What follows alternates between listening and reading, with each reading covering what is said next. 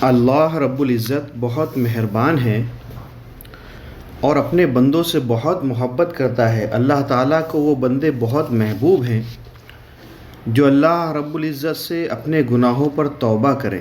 اللہ ایسے بندوں سے بہت محبت کرتا ہے۔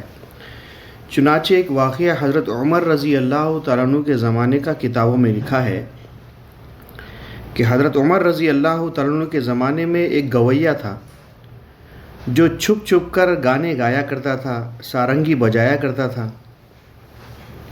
وہ اپنا شوق پورا کیا کرتا تھا۔ لوگ کچھ پیسے دے دیتے تھے اور اس کا گزر بسر اس میں ہو جایا کرتا تھا۔ جب وہ بوڑھا ہو گیا اور لوگوں نے اس کو سننا چھوڑ دیا تو اب پریشانی آنے لگی، بھوک آنے لگی اور فاقے آنے لگے، تنگ دستی آنے لگی۔ وہ بے چین ہو گیا، بہت کمزور ہو گیا، اور پھر اس نے کیا کیا کہ اس نے اللہ رب العزت کے سامنے اپنی گہار لگائی۔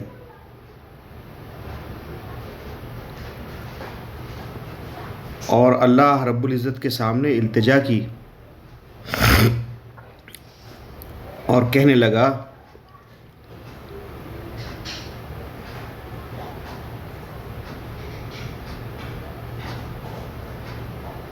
کہ اللہ رب العزت، میں تیرا بہت گنہگار بندہ ہوں اور میں بہت اب ضعیف ہو چکا ہوں، کمزور ہو چکا ہوں، فاقے آنے لگے ہیں، بھوک کی شدت برداشت نہیں ہوتی۔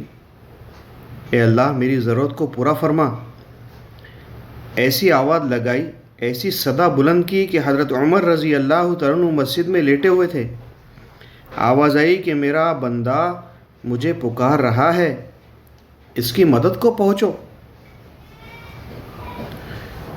بقی میں فریاد کر رہا ہے۔ کہاں ہے بندہ؟ اللہ رب العزت وہ بھی بتا رہے ہیں کہ بقی میں فریاد رسی ہے، اس کی فریاد رسی کرو۔ حضرت عمر رضی اللہ تعالیٰ عنہ ننگے پاؤں بھاگے، دوڑے، دیکھا تو ایک بڑے میاں جھاڑ کے پیچھے چھپے ہوئے اپنا قصہ سنا رہے ہیں۔ جب انہوں نے حضرت عمر رضی اللہ تعالیٰ عنہ کو دیکھا تو دوڑنے لگا، بھاگنے لگا کہ حضرت عمر رضی اللہ تعالیٰ عنہ آگئے، شاید وہ مجھے ماریں گے یا ڈانٹیں گے یا دہاڑ لگائیں گے۔ حضرت عمر رضی اللہ عنہ نے کہا، بیٹھو بیٹھو، بھاگو نہیں، ٹھہرو، آؤ، یہاں آؤ، میں آیا نہیں ہوں بلکہ مجھے بھیجا گیا ہے۔ کہا، کس نے بھیجا؟ کہا، جسے تم بلا رہے تھے، جس اللہ کو تم پکار رہے تھے اسی نے مجھے بھیجا ہے، جسے تم پکار رہے تھے اسی نے مجھے بھیجا ہے۔ تو آسمان پر نگاہ ڈالی اور فرمایا، اے اللہ، میں 70 سال سے تیرا نافرمان ہوں، نافرمانی میں زندگی بسر کر رہا تھا، تجھے کبھی یاد نہیں کیا۔